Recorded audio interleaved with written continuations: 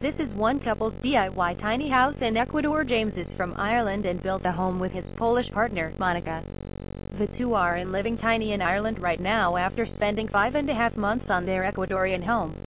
There's more to do when they return, but in the meantime, enjoy James' build story and our interview with him. It was built from mid-September 2016 to mid-February 2017. It essentially started out as a truck trailer. These types of trailers are quite common in Ecuador. Once the trailer was purchased, we essentially just built a little house around it.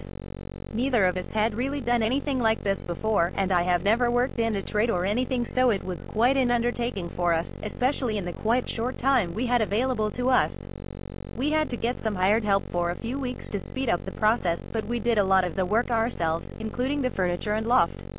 It's quite basic compared to some of the tiny houses out there, but needless to say we are very proud of it. Unfortunately, we had to leave Ecuador just as it was completed. A friend is living in it at the moment, but we plan to make it back in the near future. We use eucalyptus wood for most of the construction, with some pine in the roof structure to keep the weight down. Bamboo was used on the inside of the roof, and the walls are insulated with foam and covered in wooden board. It's quite spacious inside. Also, I like to think that someone who has never built something or perhaps doesn't have building skills per se, could look at our house and say, hey, I could do that. We built the house for $6,500. The rest of the interview is below. The picture tour of the home's construction. Enjoy. Related: Christine, 16 by 32 lofted barn in her story. One couple, $6,500 DIY tiny house. Images via James McSherry. Images via James McSherry. Related interview with Jadon and Katie Good and tiny house interview. What are your names? James McSherry and Monika Giatkowicz. How many people and animals are living in your tiny house? At the moment, a friend of ours is living there. We have moved back to Ireland at the end of February 2017. Where do you live? We currently live in Ireland. Our tiny house is located about 1 hour 15 minutes drive from Quito in Ecuador. It's on a piece of land I bought next to the Rhiannon permaculture community in Ecuador. Why did you decide to go tiny? What are you hoping to get out of living tiny? I have come to love the simplicity of smaller spaces. They make a lot of sense to me, financially and from a lifestyle perspective. Living in a small space forces you to appraise exactly what you need to live. There's no room for a load of stuff you don't really need. I am interested in simple living and have been slowly downsizing in different ways over the last few years. How did you first learn about tiny houses? The process of going tiny probably began when we lived in a small bungalow in Dublin. I have often lived in smaller spaces when traveling and at home. A friend of mine is an architect who specializes in the construction of smaller, low-impact houses. I worked with him a bit at his place in the west of Ireland site and understood that the tiny house movement is really a reflection of an approach to life. The tiny house is really a product of this approach to life. His 2 shelter maker manuals are a fantastic resource on this front. How long did it take to finish your tiny house? 5.5 months. How did you find a place to park and live in your tiny house?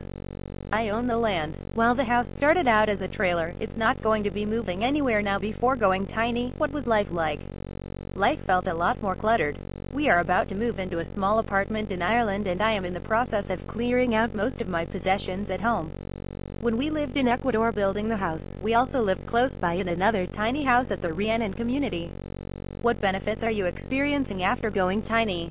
I think we are on the path to potential financial freedom in the future. Life feels less cluttered, and genuinely feel that there's more time and energy to focus on living, rather than stuff. For me, it's hard to overstate the feeling of freedom that comes with moving onto this track. It's not something that happens overnight. I probably started consciously downsizing about 5 years ago. What about some challenges? Our house in Ecuador is basic. We only had running water, but no other services. We bought an electricity generator during the build for power tools. It can be a bit challenging opting for a more downsized life when the message we so often hear runs contrary to this. Friends and family etc. might find it an unusual to being with. I think the reality of the need for smaller housing options, as well the benefits, make tiny houses a real alternative to more mainstream options. What makes your tiny house special? The view from our porch, it's pretty spectacular. Like anything you make yourself, I think you're pretty proud of anything you build yourself. We had to work with logs of eucalyptus, which had to be debarked in some cases. I think the framing work we did is attractive, in a rough and ready sort of way. It's damn hard wood and takes quite a bit of work. What is your favorite part of your tiny house? The loft bedroom part 1 built.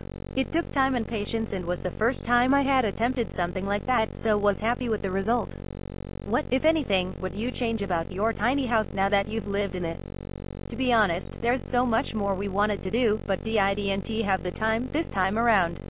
I can't think of much we would change. Perhaps installing a stove would be a great next step and something I would have loved to have implemented if we had the chance.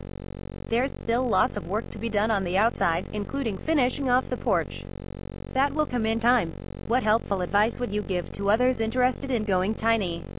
Try it out first, and get some practice at living in a downsized fashion.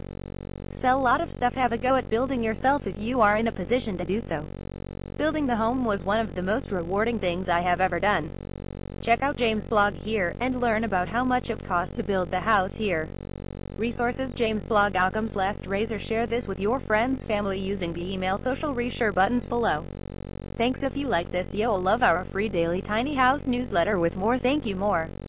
Like this, explore our tiny houses section, see the latest, go back home to see our latest tiny house related